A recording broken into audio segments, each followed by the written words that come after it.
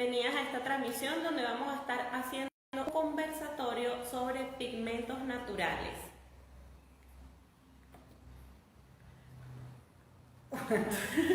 Bueno, muchas gracias por estar aquí conectadas con nosotras. La finalidad es que podamos compartir los conocimientos, las dudas que tengan a bien plantearnos en este mundo de la colorimetría, que le permitirá continuar desarrollándose.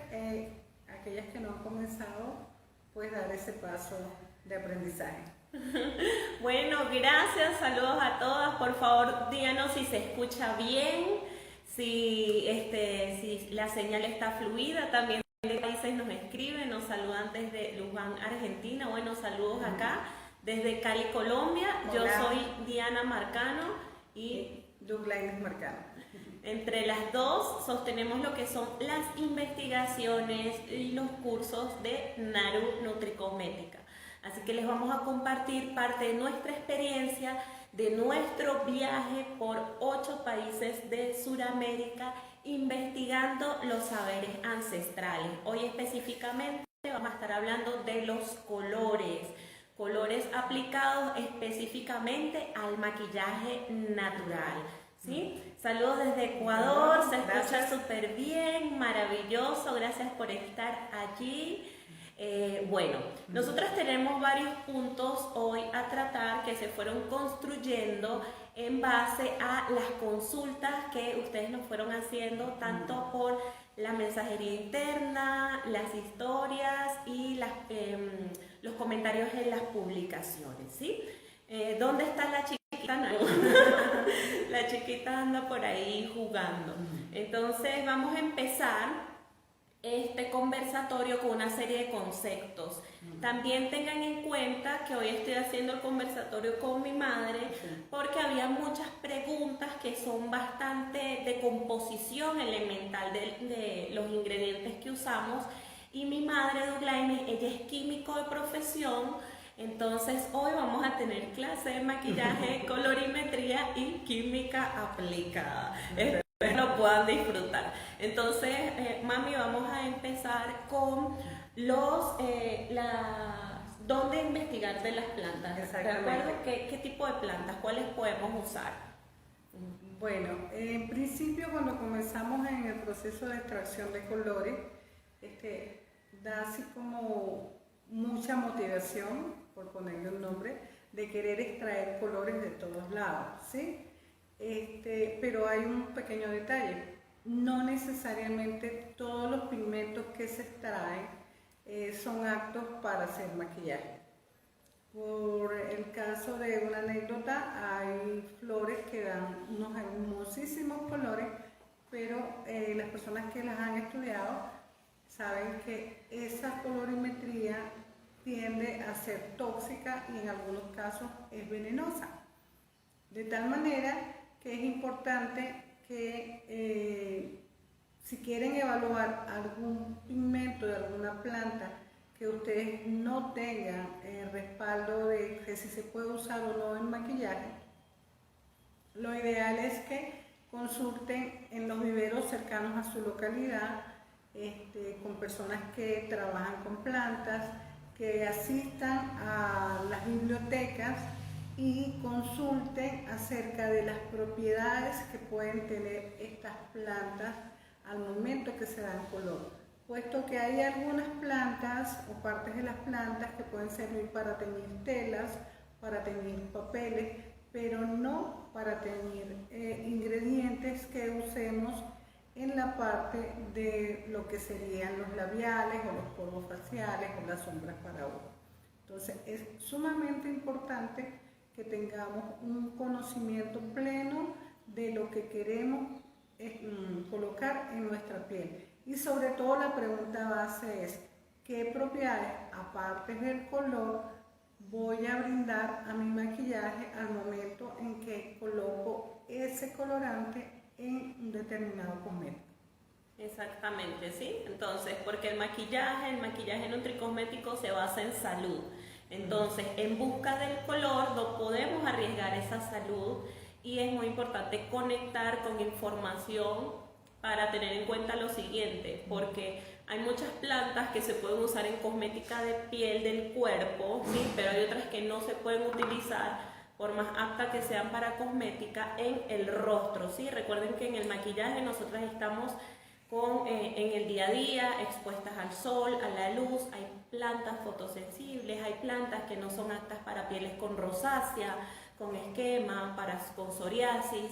No todas las plantas convienen si, por ejemplo, tú tienes un acné. Entonces es importante que ustedes trabajen con las investigaciones que ya están avaladas, ¿sí? Nosotras desde Naru Nutri Cosmética le damos información en cuanto a utilización de las plantas,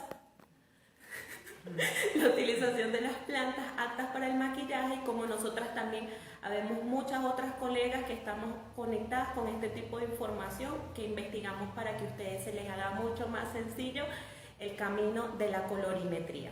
Entonces, mami, hay una diferencia en cuanto a los pigmentos, ¿no? Tenemos los pigmentos hidrosolubles y los pigmentos liposolubles, que dependiendo la composición química de cada planta, se caracteriza entre una y el otro. Entonces vamos a explicarles a las chicas qué sucede, por ejemplo, con un pigmento hidrosoluble, qué es y cómo actúa. Ok, en primer lugar vamos a aclarar el concepto de pigmento, ¿verdad? O sea, o llamamos pigmento aquel zumo que logramos extraer en principio de ciertas partes de las plantas, ya sea hojas, raíces, pétalos de flores. Puede ser un zumo líquido, ¿verdad? Entonces allí ese líquido que trae el color de esa parte de la planta es lo que llamamos pigmento. De igual manera, en el caso de algunas semillas, la colocamos en un medio que permita que ella desprenda su color y coloree, bien sea agua o grasas, y allí queda ese pigmento, ¿sí? Entonces, los pigmentos como tal es la parte que se extrae de la planta donde tenemos el color. Ahora bien, los pigmentos hidrosolubles, ¿verdad? Son aquellos que se solubilizan en agua, ¿sí? O que se pueden absorber en medios como los almidones o las arcillas. Entonces ellos mantienen ese color allí, ¿verdad? Porque tienen una composición acuosa que permite que se impregne y se mantenga el color. Los pigmentos liposolubles, el lipo significa de grasa, entonces son aquellos pigmentos que se pueden combinar con mantecas, aceites y ceras. Por lo tanto, vamos a lograr esa combinación. Existen casos puntuales de algunos pigmentos provenientes de las plantas que pueden comportarse como hidrosolubles, o sea que se disuelven en agua, y también como liposoluble, pero ese grupo es muy reducido.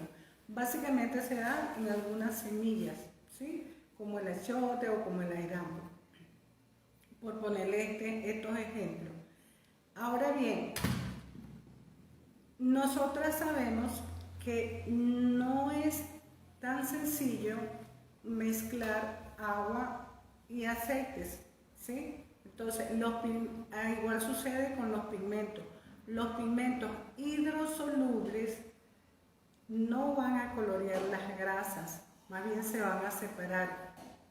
Y los pigmentos liposolubles, en el caso que los apliquemos sobre almidones, van a ser especies de masita, porque no se van a integrar. Entonces, otra de las cosas que tenemos que tomar en cuenta es qué queremos pigmentar y con qué pigmento lo vamos a hacer, ¿sí? Muy bien. Entonces, bueno, saludos aquí a todas las chicas, nos saludan desde Chile, Ecuador, saludos de Cali, Colombia. Hermosas, miren, nosotras tenemos aquí varias preguntas, veo que están dejando algunas aquí en la mensajería. Abajito de aquí del vivo, de su pantalla, hay un signo de interrogación. Ahí dejen su pregunta y más tarde vamos a hacer una secuencia de respuestas de esas para como no perdernos así en el hilo de la información que les queremos compartir. Saludos a mi prima Milagro Hermosa, saludos maestras de México. Y qué hermosos los collares. Bueno, chicas, aquí estos son collares que hacen la comunidad en Vera Chamí, de aquí en Cali, Colombia. Maravilloso. Entonces, bueno, tenemos esta diferenciación de los pigmentos que también podemos ejemplificarlas con la remolacha, ¿sí?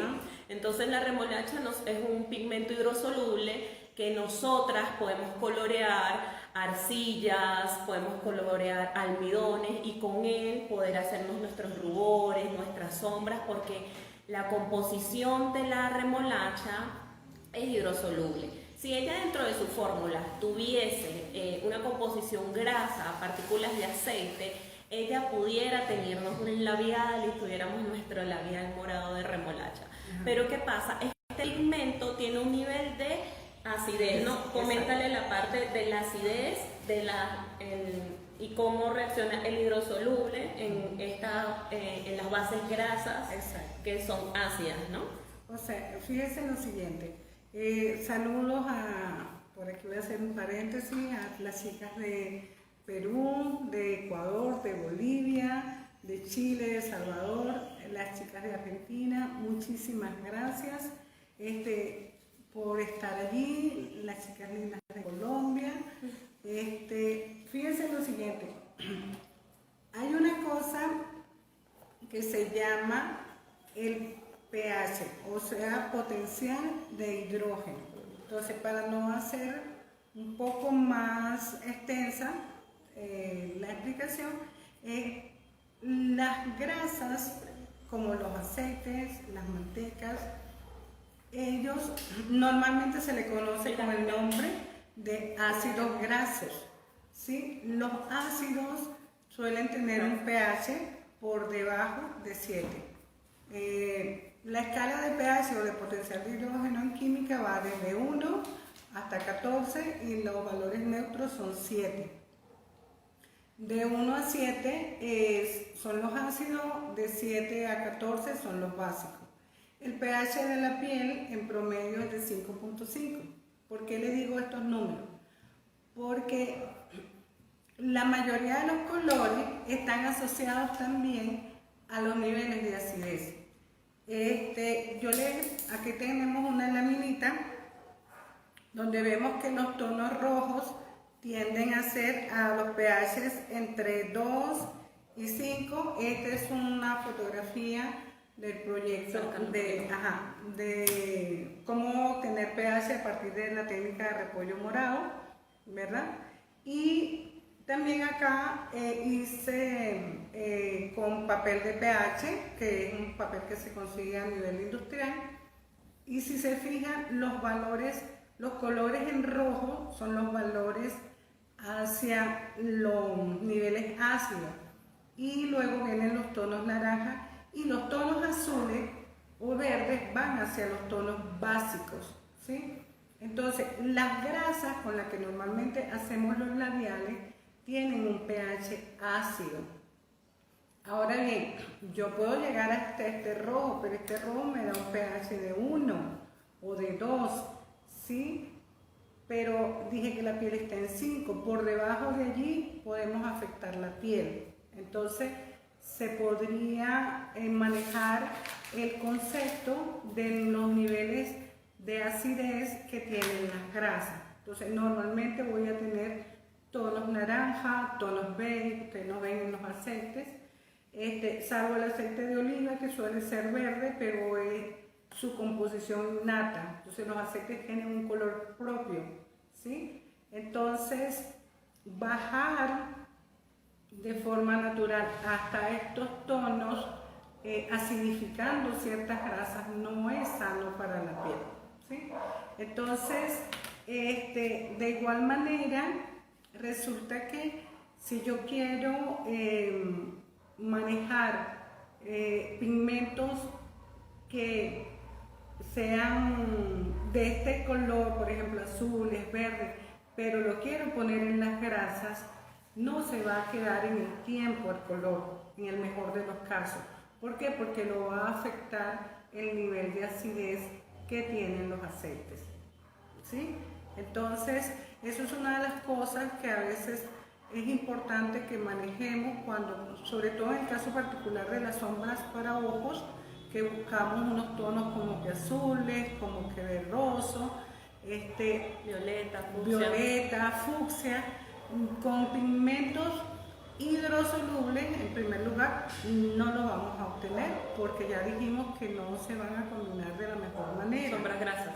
Las sombras, entonces, en el caso de las sombras grasas, o sea, yo puedo traer el morado de repollo, pero lo que voy a colocar allí y no se va a combinar, más bien se va a poner marrón, a menos que yo necesariamente quiera un marrón o un gris oscuro, pero por el efecto de la acidez de la grasa se va a degradar muy rápido el color, ¿sí?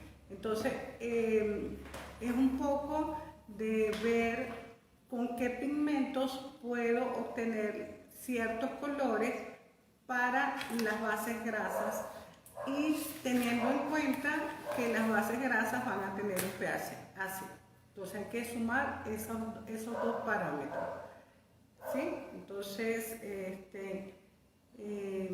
básicamente es uno de los puntos que hay que tomar en cuenta. Primero dijimos que no todos los pigmentos son aptos, ¿verdad?, para lo que queremos en color. Hay que investigar un poco más si no tenemos la información de respaldo. Y la segunda variante es el nivel de acidez que tienen las grasas y la estabilidad de ciertos colorantes en esos niveles de acidez de manera orgánica. Por eso es que cuando usamos los colores que normalmente queremos evaluar o que por tradición tenemos, como el caso de los labiales, con colores rojos, ¿verdad? Tenemos que usar pigmentos de origen mineral que son más estables al efecto del nivel de acidez que tiene la grasa, ¿sí? Sí, y en cuanto a los pigmentos para los labiales, en los tonos rojos específicamente, tenemos una pregunta que es: ¿cómo puedo yo pigmentar un labial que no sea con carmín? ¿Sí? Entonces, el carmín es ese rojo hiperrojo que ustedes ven en los labiales más rojos, el carmín, ¿sí? Se usa no solo en la cosmética, sino también muchísimo en la industria de la comida, dulces, postres, incluso pescados, ¿sí? Se colorean con este elemento. El carmín es natural, es un pigmento ancestral que es de una fuente que se llama cochinilla. Y anote, cochinilla. Las chicas que están en Perú y en México hay grandes cultivos de cochinilla. Esta es como una especie de parásito, ¿sí? En realidad es un animalito que se le adhiere a una especie de cactus, que es una tuna. Entonces ella, dentro de su cuerpito gordito que tiene tiene grasa y esta grasa es roja.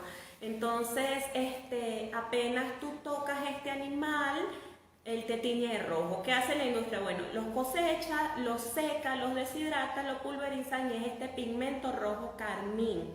¿Ok? Ese particular tono ha sido una especie de oro en el mundo, ¿sí? Porque es un tono muy particular que da esta especie de animal. Entonces es así como lo fue el lapislázuli para los colores, que es el azul de este mineral que también era muy muy costoso. Bueno, hace muchos años la cochinilla era oro, ¿ok? Entonces, porque nosotras particularmente no hemos encontrado otra fuente natural, orgánica e inorgánica que dé esta especie de color. Luego, dentro de la gama de los rojos, nos podemos ir a el rojo achiote, ¿sí? Que es de la semilla, que ustedes la habrán visto en nuestras publicaciones. Si no, busquen achiote, urucum o su nombre botánico Vix orellana. Si están en Venezuela le llaman onoto. Se usa muchísimo en las comidas, ¿sí? Para darle color. Y esta es una planta liposoluble, o sea que dentro de su composición química contiene grasa y por ende nosotros la podemos utilizar para hacer labiales, ¿sí? Para hacer oleatos, aceites macerados, ¿sí? Porque ella se solubiliza en grasa. No nos da un rojo carmesí, nos da más bien un rojo ladrillo, ¿sí? Es otra gama de rojo.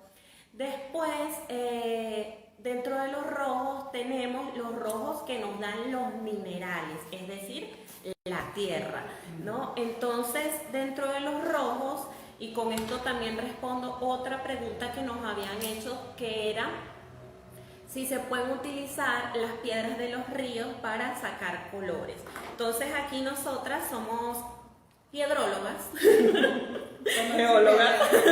geólogas, y nos gusta muchísimo recolectar piedras, viajar con piedras. Entonces siempre nuestra maleta tiene unos 5 kilos de arcilla y piedras. Entonces, dentro de estas piedras son de los ríos, ustedes las habrán visto, muchas de ustedes capaz hayan jugado de chiquita con la piedrita del río.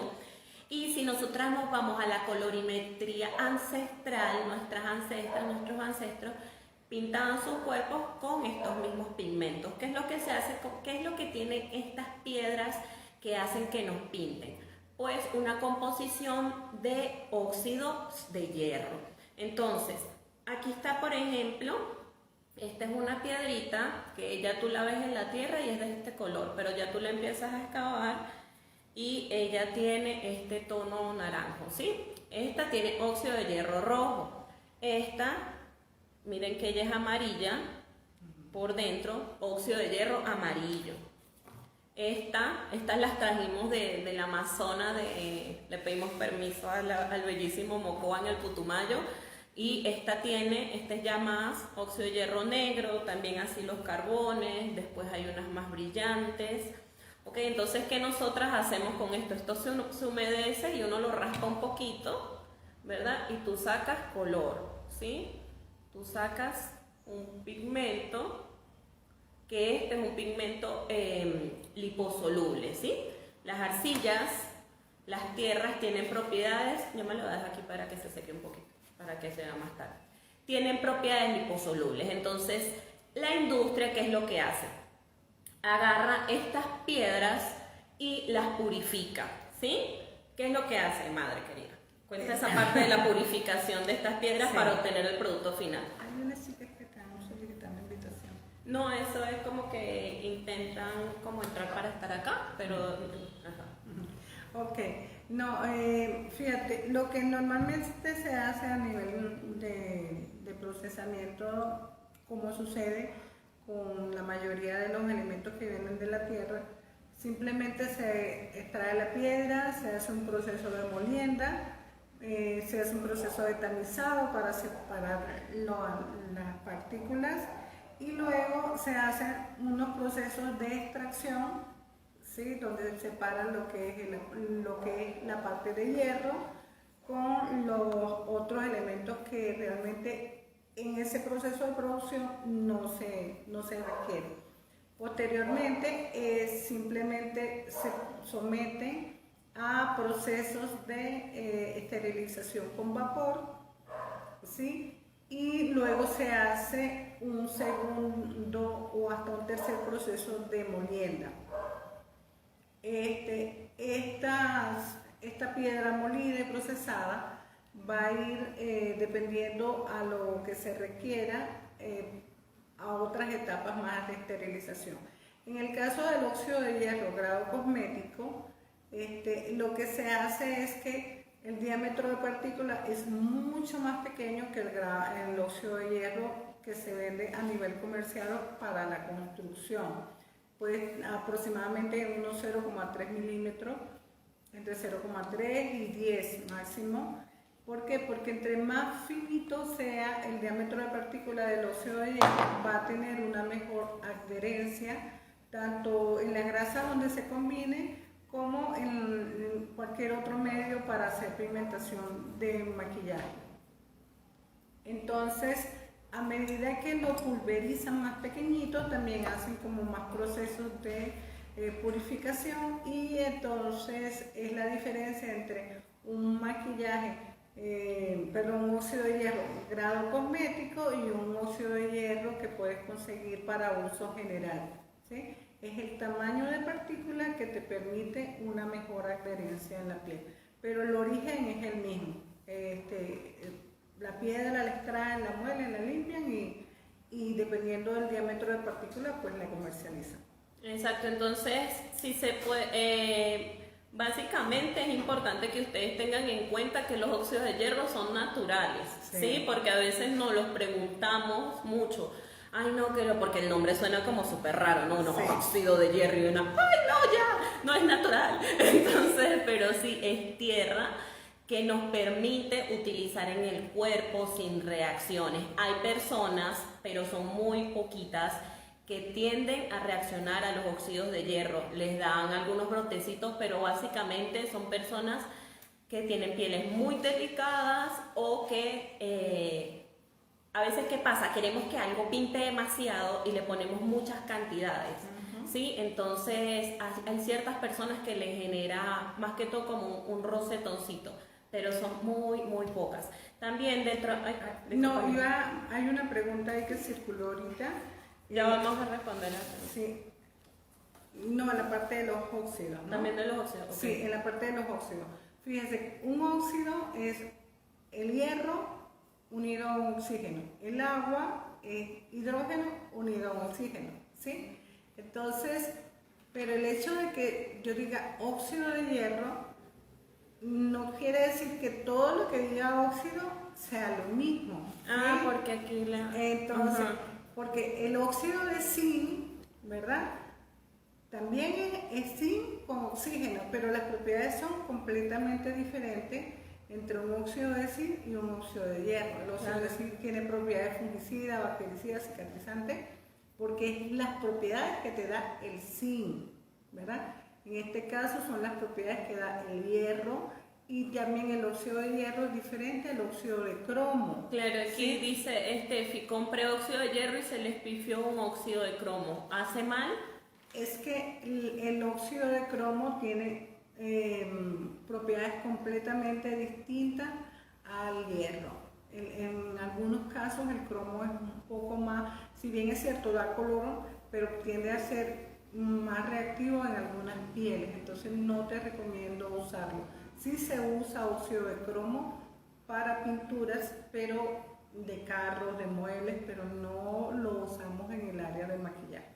Que también, por ejemplo, el óxido de hierro se usa también en carros, cerámica, para pinturas de las casas, por ejemplo, pero es apto para la aplicación en el cuerpo. Entonces aquí les quiero mostrar un poquito de cómo unos experimentos estuvimos haciendo con unas amistades de pintar con las piedras, ¿no? Entonces raspamos un poquito y con agua y en el pincel, entonces ustedes pueden hacer este tipo de actividades. Estos son todos pigmentos de tierra y algunos pigmentos vegetales, como los que les enseñamos a hacer en el curso de maquillaje nutricosmético, ¿sí? Aquí hay otro, por ejemplo, con remolacha, los minerales, ¿sí? Aquí una amiga, Yaya, si está afectada, hermosa, aquí está tu cuadro, ¿sí? Entonces, por ejemplo, aquí tenemos el tono azul, ahorita vamos a hablar del azul, nuestro amigo Charana que hizo este otro, con pigmentos de piedritas, ¿ok? Entonces, en cuanto a las, sí vamos a procurar guardar el vivo. En Lanzarote hay cochinilla. ¿Dónde es Lanzarote, por favor? República Dominicana. En Colombia se consigue cochinilla, nosotras no hemos conseguido aún, creo que no se cultiva tampoco, pero yo no he encontrado. Aquí había una chica que decía que ella compró achote hace un año y no sabía si estaba bien o no.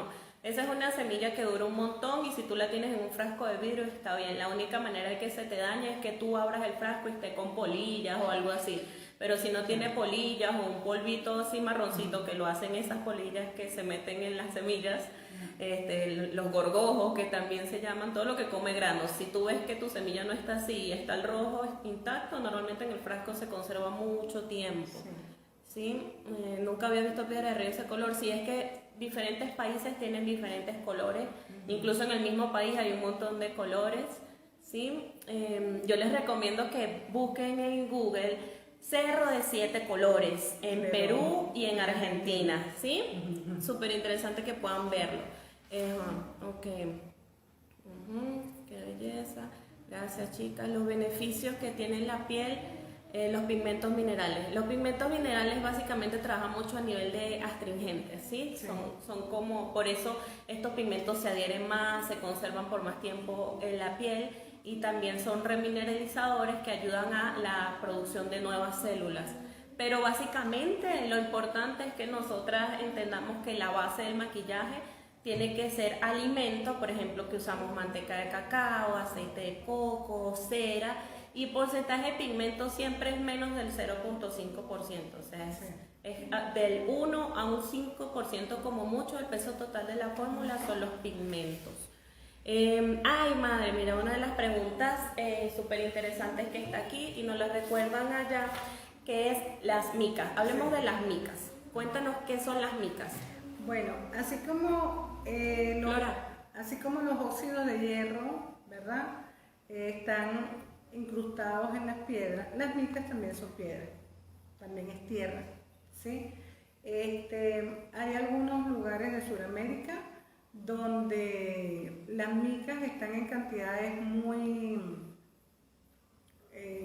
un porcentaje bajo, ¿sí? Y entonces son estos ríos donde a veces se ve el agua que brilla o que tú te metes y entonces te salen los piecitos brillantes, puesto que se te adhieren fragmentos de mica en la piel.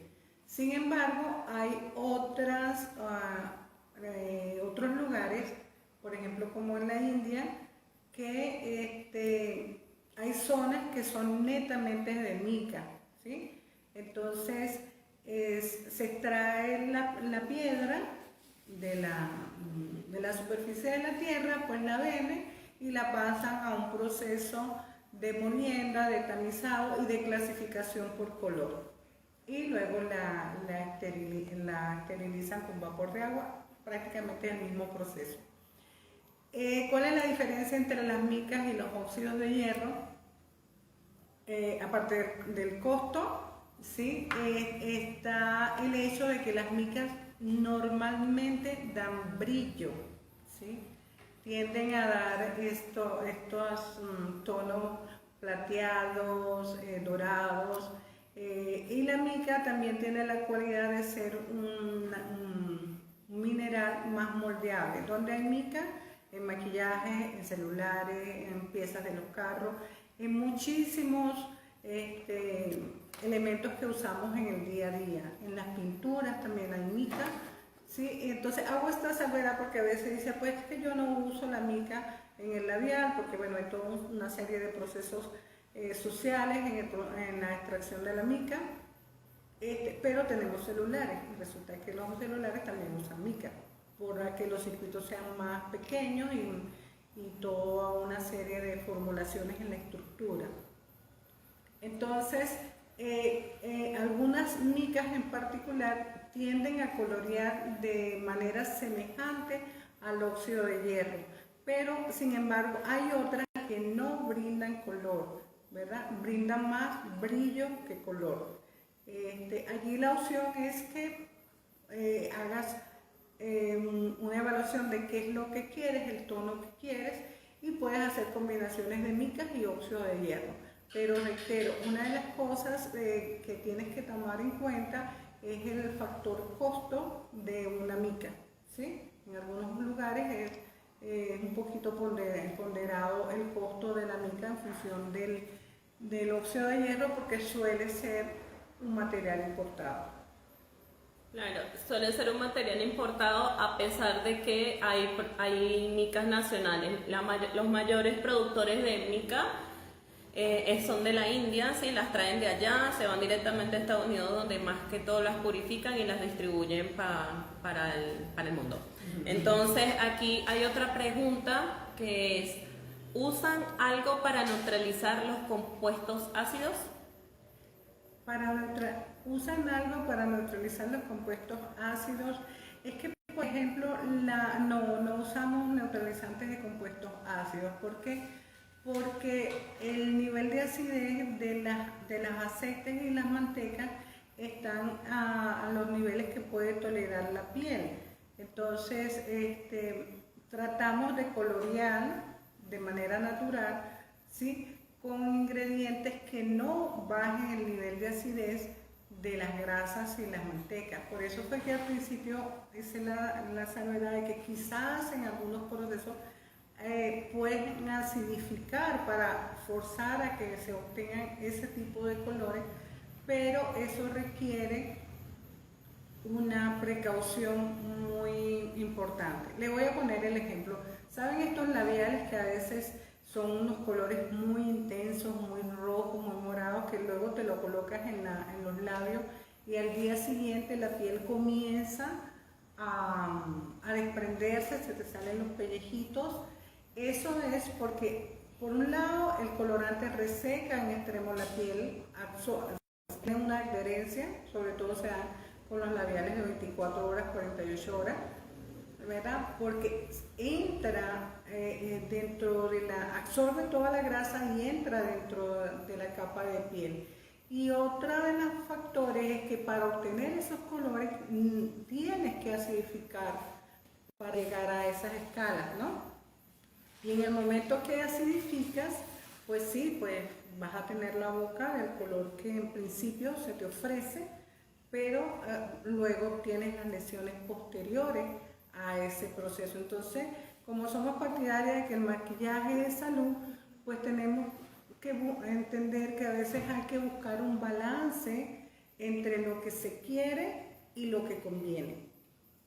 Muy bien, por aquí preguntan, ¿el óxido de hierro se puede usar se debe usar el cosmético o se puede usar cualquiera? De preferencia el cosmético por el tipo de adherencia, porque el grano de partícula es más fino. En algunos casos, ya cuando tiene, por ejemplo, para los labiales, si usan un óxido de hierro que el diámetro de partícula es más grueso, te va a pigmentar el labial, pero luego te va a quedar como arenita en la boca. Te queda exfoliante. Sí, entonces eso es algo que tiene. Por aquí preguntan, ¿el óxido de zinc tiene que ser no nano? Hablemos de las nanopartículas. Muy bien, gracias por la pregunta. Fíjate, yo normalmente suelo decir que los compuestos nanoparticulados, ¿verdad?, suelen estar un poco fuera del alcance del artesano. Y no es que sea peyorativo, sino que el concepto de nanopartícula es, así que no tengo acá una regla. ¿Saben? Si hacemos un examen, un ejercicio imaginativo, nosotros tenemos... Eso. Hacemos un ejercicio imaginativo. Acá tengo una regla. Entre 1 centímetro y 1 centímetro hay 10 milímetros. Entonces, yo voy a agarrar 1 milímetro y lo voy a dividir en 1.000.000 de partes, ¿sí?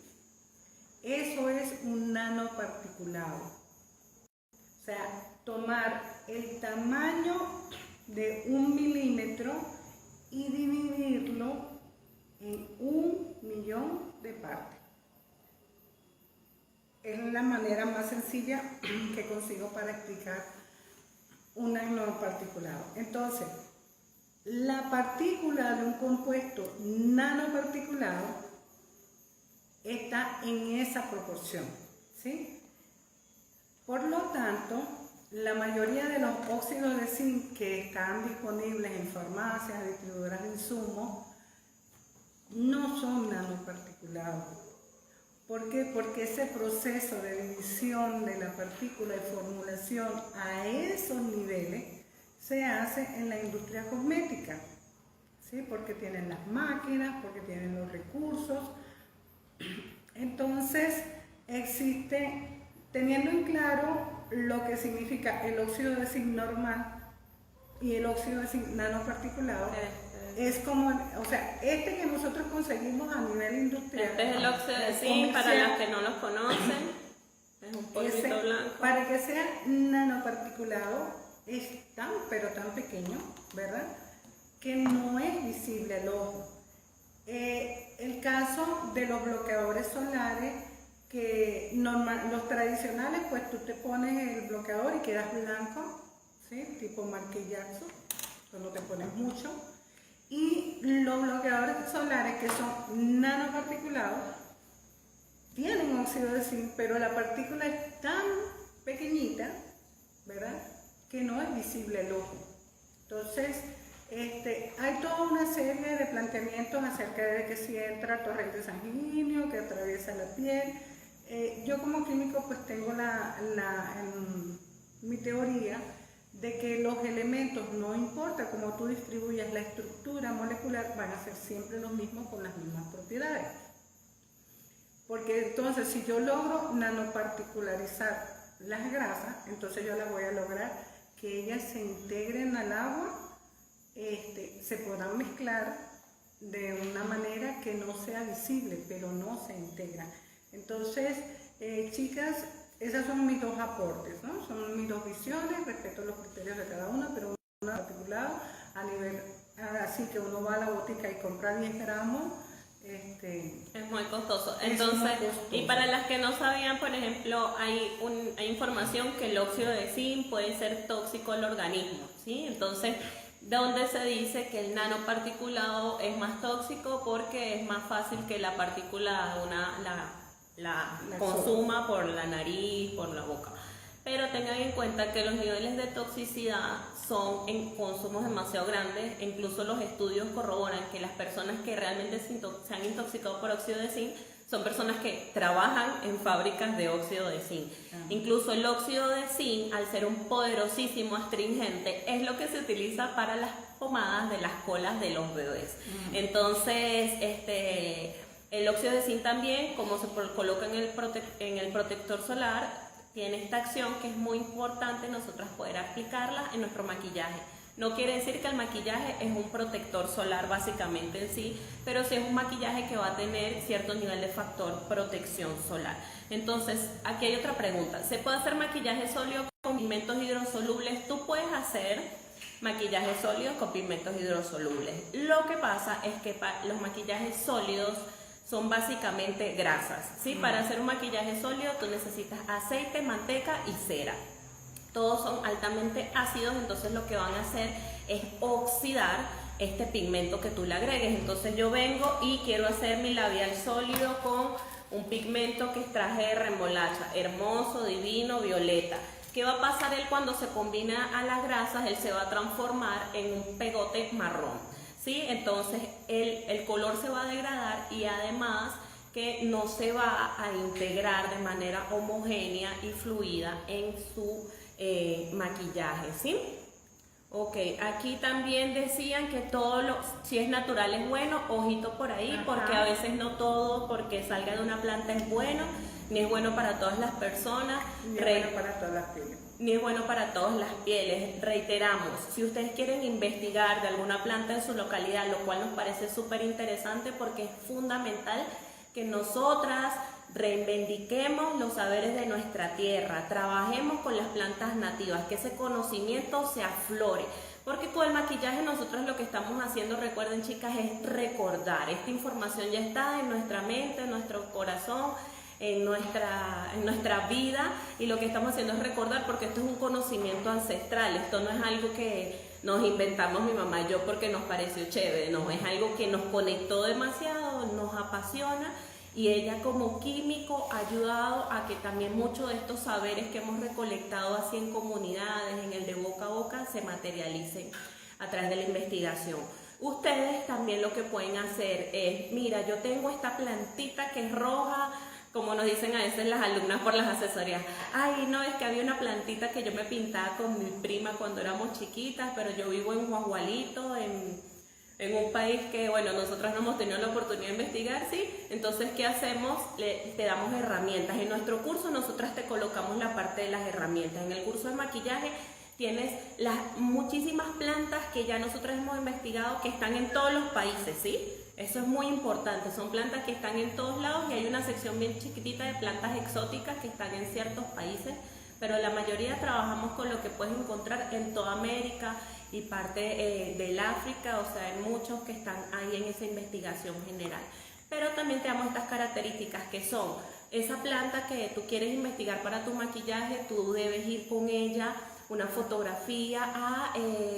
Yo te recomiendo mucho para que seas más específica, que te vayas a las universidades, a las sedes de biología, o en las sedes de biología está la sección hermosa de etnobotánica. Entonces en etnobotánica está toda la investigación de las plantas de tu localidad y hay gente maravillosa. Siempre en las universidades, en biología, en etnobotánica, hay un grupo de personajes amantes del color. Entonces te van a mandar, mira, ya está José, que ese es el que le encanta, ya está María, que es la que investiga colores. Y esa persona muy amablemente te podrá orientar en la información. Algo que es importante, estas son investigaciones como particulares, ¿sí? Entonces, no es que haya un montón de libros en todos lados. A veces yo me he encontrado con bibliotecas universitarias con un fanzine de 10 páginas de lo que hay de pigmentos naturales de esa localidad, ¿ok? Pero siempre hay algo. Entonces, ves directamente ese lugar, vas a investigar las propiedades de la planta y a veces te habla solo de propiedades medicinales a nivel de consumo. Entonces ya ahí tú tendrías que buscar cómo es su reacción en cuanto a las pieles, ¿sí? Entonces eso lo puedes hacer también ahí en la sede de biología. También puedes estudiar con los agrónomos, ¿sí? Esta parte. Importante que las plantas siempre busques, además del color, propiedades. ¿Qué buscamos en el maquillaje? Que tenga propiedades cicatrizantes, antiinflamatorias, circulatorias, astringentes, ¿sí? Lo que necesita la piel, que estimule la producción de elastina, de colágeno, ¿sí? Hay muchas propiedades. Y que también no sean fototóxicas, porque hay plantas, por ejemplo, la maracuyá o la parchita. Yo soñaba y anhelaba un polvo facial de maracuyá. Yo me imaginaba echándome así la parchita y todo, pero bueno, en el proceso de investigación la parchita es fototóxica, mancha la piel, entonces no se puede, ¿ves? Entonces hay que ser bastante conectada y responsable con esto porque es rostro. Entonces cuando ustedes estén haciendo para ustedes, para regalar, para compartir, es bueno que quieran investigar, pero primero asegúrense antes de hacer un daño, porque tengan en cuenta algo también que es fundamental, que es que hay ahorita un movimiento, un proceso de despertar de conciencia, ¿sí? Hay mucha gente que está conectando con la cosmética natural, con alimentación.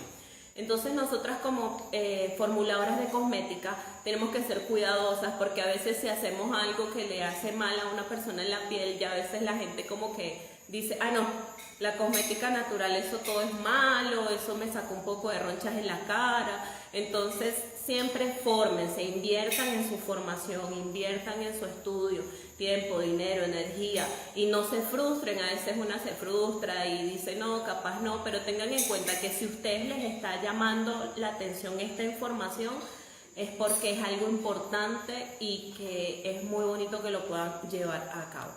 Ajá. Seguimos con las preguntas. Ahí faltan 10 minutos. Bueno, chicas, ¿qué vamos a hacer? Vamos a cerrar el vivo, ¿sí? Para que se guarden. Y las invito a que se vuelvan a conectar para que sigamos la tertulia unas 20-30 minutitos más para responder las otras preguntas. Hay muchas preguntas. Esto nos parece muy interesante, estos espacios, porque nosotras como educadoras podemos ver también cuáles son sus necesidades y poder generarles mayor cantidad de contenido y en cuanto a lo que es el estudio del color, que es algo tan lindo. Entonces, nada, las invito a que se puedan volver a conectar. Saludos de Santa Marta. ¡Ay, qué rico! Y quiero Santa Marta. Entonces, les invito a que se vuelvan a conectar para que podamos seguir, ¿sí? Ahí nos vemos. Ahorita.